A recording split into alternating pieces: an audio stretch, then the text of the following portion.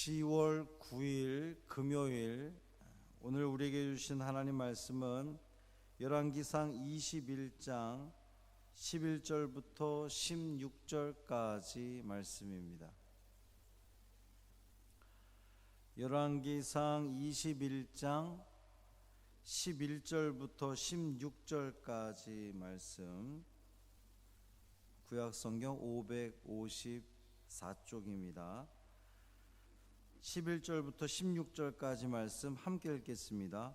그의 성읍 사람 곧 그의 성읍에 사는 장로와 귀족들이 이세벨의 지시 곧 그가 자기들에게 보낸 편지에 쓴 대로 하여 금식을 선포하고 나봇을 백성 가운데 높이 앉히매, 때에 불량자 두 사람이 들어와 그의 앞에 앉고 백성 앞에서 나봇에게 대하여 증언을 하여 이르기를 나봇이 하나님과 왕을 저주하였다 하매, 무리가 그를 성읍 밖으로 끌고 나가서 돌로 쳐 죽이고 이세벨에게 통보하기를 나봇이 돌에 맞아 죽었나이다 하니, 이세벨이 나봇이 돌에 맞아 죽었다 함을 듣고 이세벨이 아합에게 이르되, 일어나 그 이스라엘 사람 나봇이 돈으로 바꾸어 주기를 싫어하던 나봇의 포도원을 차지하소서. 나봇이 살아있지 아니하고 죽었나이다. 아합은 나봇이 죽었다 함을 듣고 곧 일어나 이스라엘 사람 나봇의 포도원을 차지하러 그리로 내려갔더라. 아멘. 이 말씀 하나님 말씀입니다. 오늘도 주님의 은총 아래 참 평안을 누리는 복 있는 삶이 되기를 주님의 이름으로 축원합니다. 저녁에 금요 기도회가 있습니다. 오랜만에 성전에 모여서 드리는 금요 기도회에도 하나님의 크신 은혜가 충만하기를 소원합니다. 나봇이란 사람이 아합 왕궁 가까이에 포도원을 소유하고 있었습니다. 아합은 그 포도원을 자신의 정원으로 삼고자 하여서 포도원을 팔라 그랬는데, 나봇은 하나님이 금하신 일이기 때문에 내가 행할 수 없습니다, 이렇게 이야기하면서 거절을 하지요. 아합 왕은 화가 나가지고 자기 궁으로 돌아갔는데, 그의 아내 이세벨이 그러면 내가 그 포도원을 빼앗아서 당신에게 주리다, 이렇게 약속을 합니다. 그리고 계략을 세우기를 나봇이 사는 성읍, 그러니까 이스라엘이죠, 그 성읍에 사는 장로들과 귀족들에게 이제 왕의 도장을 찍어서 편지를 보냅니다. 그래서 나봇을 재판에 세우고 거짓 증언자들을 세워서 이 나봇이 하나님과 왕을 저주했다, 이런 그 거짓 증언을 하게 해서 돌로 쳐 죽이게끔 그렇게 계략을 꾸밉니다. 그 명령 이후 어떻게 됐습니까? 그의 성읍 사람 곧 그의 성읍에 사는 장로와 귀족들이, 이렇게 오늘 본문을 시작하고 있는데 두 번이나 강조를 하고 있어요. 그의 성읍 사람 곧 그의 성읍에 사는 장로와 귀족들. 그러니까 이 장로들과 귀족들이 이스라엘 성읍 사람임을 아주 강조하는 그러한 그 모양입니다.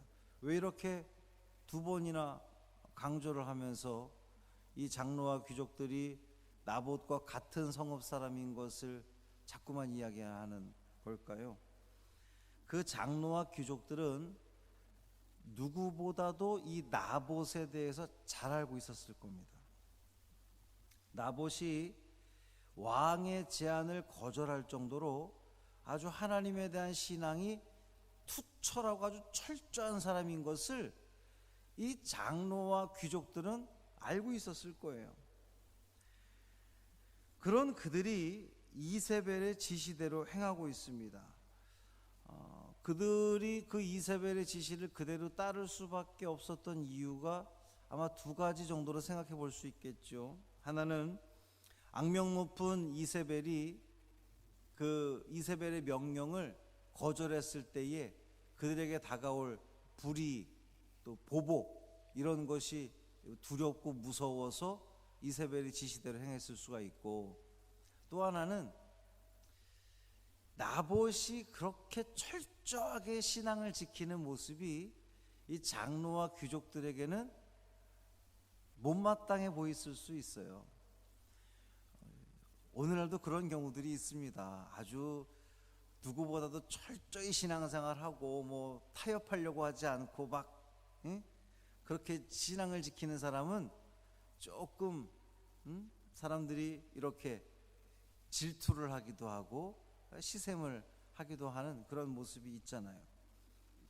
어쨌든 이 두 이유가 서로 다른 너무나 이제 정반대의 이유이긴 하지만 어떤 이유였든지 간에 그들이 이세벨의 지시를 따른 것은 분명히 옳지 못한 행동이었다는 거예요.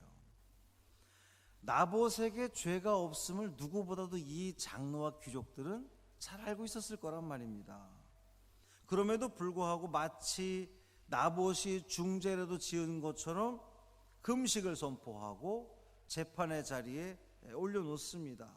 또한 불량자들을 증인으로 세워서 거짓으로 증언을 하게 만드는 그러한 일들을 행합니다. 자, 이쯤 되면 이것은 옳지 못한 행동을 넘어서서 한 사람을 죽음으로 내모는 불법을 행하는 거잖아요. 거짓 증언을 세우고 아주 중죄를 지금 범하고 있는 거예요. 백성의 장로들과 귀족들이라 그랬습니다. 사회 지도층이다 이렇게 볼 수가 있어요. 모범이 되어야 하고 올바른 판단을 내려야 하는 그들이었지만 그들은 당장의 그 힘에 굴복하여서 무고한 사람을 죽게 만드는 일에 동참하고 있는 거죠. 그리고 이제 판결은 일사천리로 진행이 됩니다. 무리가 그를 성읍 밖으로 끌고 나가서 돌로 쳐 죽입니다. 나봇은 그렇게 하나님을 철저히 믿는 그 신앙 때문에 그 믿음 때문에 죄가 없음에도 불구하고 돌에 맞아 죽게 됩니다. 근데 이 대목에서도 사실은 좀 아이러니한 거예요. 뭐냐 하면 돌로 쳐 죽이는 이 사형을 집행하는 것을 성 밖으로 지금 나가서 집행을 하고 있어요. 그것은 율법에서 그 이야기하는 겁니다. 성 안에서, 그러니까 부정한 사람을 돌로 쳐 죽이는 일을 성 안에서 하지 말고 이것은 그 피를 보는 일이니까 성 밖으로 끌고 나가서 행하라는 건데, 지금 그들은 율법을 지키는 것처럼 그렇게 성 밖으로 나가서 돌로 쳐 죽이는 일을 집행을 하지만 정작 하나님의 율법을 지키려고 했던 이 나봇을 죄가 없음에도 불구하고 그를 죽이는 중죄를 지금 범하고 있다는 말이에요. 그리고 그들이 이세벨에게 보고를 합니다. 여러분, 이 백성의 장로들과 귀족들이 편지를 받은 것은 누구의 편지입니까? 누구의 도장에 찍힌 거죠? 왕의 도장에 찍힌 거예요. 그러면 이 사람들이 그 일을 행했을 때에 보고를 누구한테 해야 되는 겁니까? 왕한테 했어야 되죠. 그런데 지금 보고를 누구한테 하고 있어요? 이세벨에게 하고 있습니다. 실세가 누군지 이들은 알고 있었던 거죠. 하나님을 두려워해야 하고 정의를 수호해야 하는 그런 사회 지도층에 있는 자들이었지만 이세벨, 이방 여인이죠. 하나님을 섬기지 않는 우상을 섬기는 이방 여인의 말에 순종하는 모습이 참으로 어처구니 없습니다. 더욱 기가 막힌 것은 나봇이 죽었다는 그 이세벨의 말에 보인 이 아합 왕의 행동은 더욱더 기가 막혀요. 나봇이 죽었다함을 듣고 곧 일어나 나봇의 포도원을 차지하러 내려갔더라 그랬어요. 무고하게 죽임당한 나봇의 죽음에 대해서는 전혀 애석해하거나 잘못했다는 생각을 전혀 갖지 않고, 우리 같으면은 이세벨에게 꼭 그렇게까지 해야 됐어 이렇게 이야기할 법도 하잖아요. 뭐 속으로는 좋을런지 몰라도. 그런데 이 아합 왕은 전혀 그렇지 않고 즉시로 일어나 나봇의 포도원을 차지하러 내려갔습니다. 이스라엘의 왕입니다.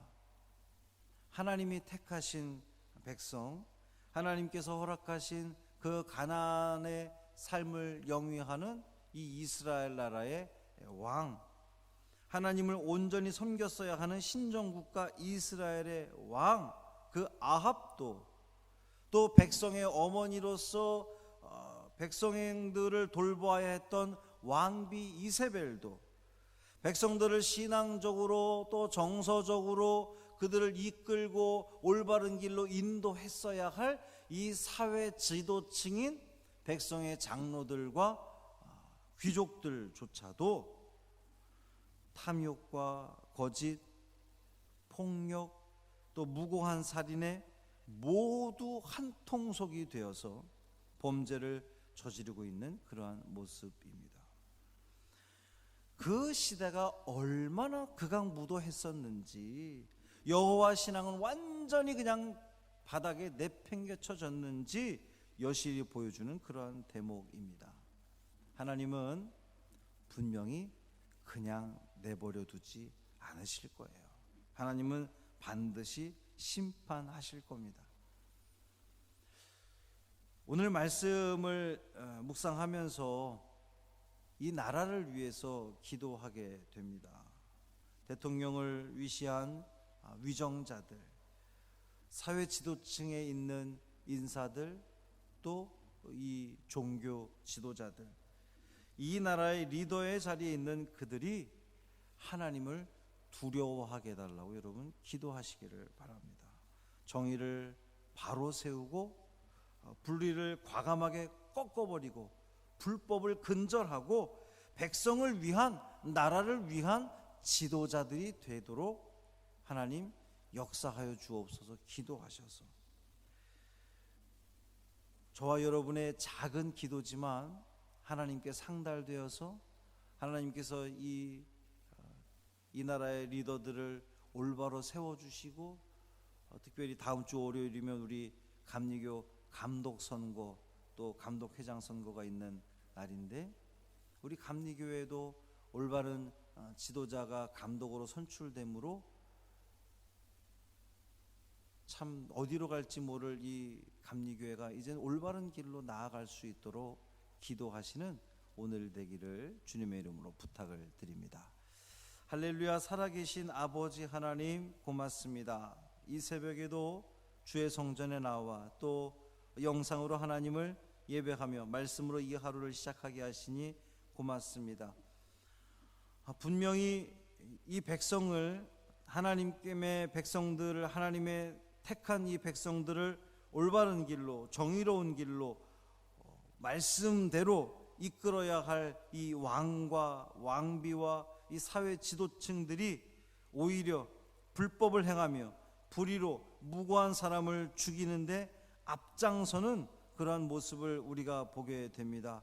주님, 그만큼 그 이스라엘 나라가 타락했고 하나님의 신앙을 완전히 잃어버렸음을 우리는 다시 한번 확인하게 됩니다. 주여, 이 나라와 이 민족 붙들어 주옵시고 이 땅에 교회들을 세우셨사오니 그 교회들을 통하여서 이 나라가 온전히 올바로 정의롭게 하나님 뜻에 맞도록 나아갈 수 있는 교회, 그것을 위해서 이끌어갈 수 있는 교회가 될 수 있도록 은총 더하여 주옵소서.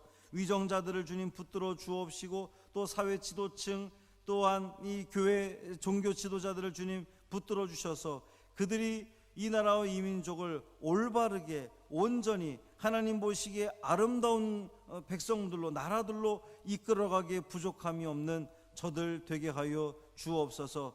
또한 감리교회를 위해서 기도합니다. 주님, 다음 주 월요일에 감독 선거 또 감독 회장 선거가 있습니다.